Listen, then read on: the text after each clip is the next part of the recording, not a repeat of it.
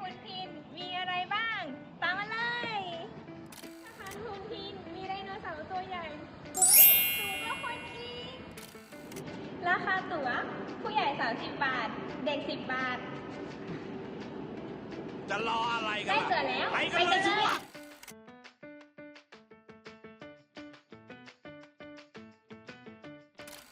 ปะการังโบราณ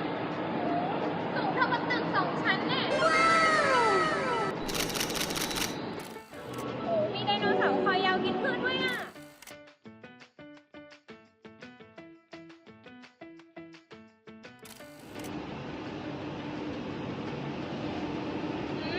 หินสวยๆเพียบเลยจุดเช็คอินถ่ายรูปสวยๆเพียบเลย